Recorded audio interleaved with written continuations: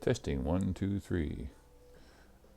A drone video simulating the flow for Roller Riot and Terrence Howard. And today is October the 8th, 2020.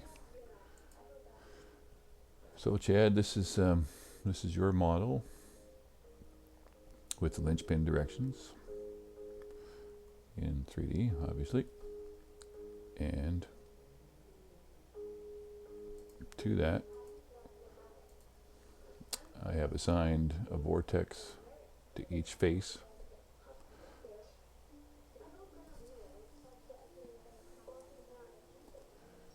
And they're obviously counter spin, right? Going in opposite directions. And also in the center here, if I deselect those and turn these on, there's also what I'm referring to in my model here as a sync field, but basically it's in between the faces, in the zone in between your impellers or propellers, your props. You'll have a suction, right? A draft coming in. As the air goes out, the draft comes in, and this is just a suction in between. And it's assigned on the values over here, so you can see the values. And the physics, let me just select one here. So each one is assigned to a -1 value, and as opposed to the vortexes on the outflow is a +1. So it's just +1 and -1 opposed forces. So you end up with a two out and one in sort of idea on each of the faces. And then we add a particle system.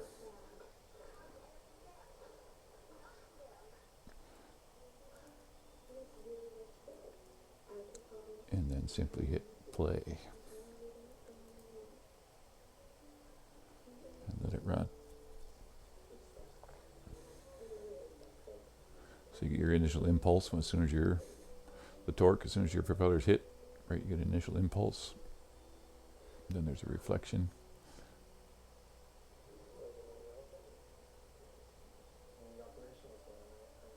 And eventually they should settle into an actual pattern here once it renders out a bit more.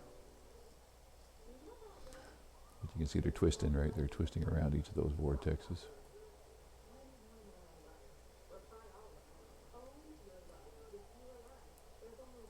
And you get the in and outflow.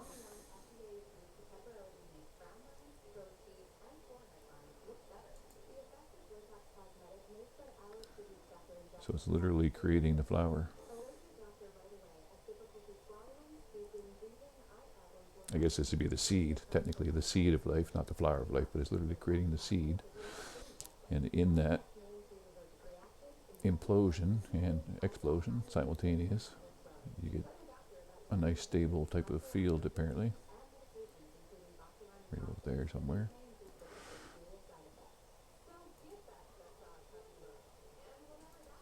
And in 3 dimensions, it creates that gyroscopic opposing planes. You should get essentially three opposed planes, which should be stable. Self-referencing gyro. And I think this is because as per the paper, when we did it with Jeff there too, we showed the same thing happens essentially with electrons and protons, and you end up with a stable tetrene in the middle, which effectively is gravity. So that's it in a nutshell. Hope that makes sense. And have fun. Cheers, guys.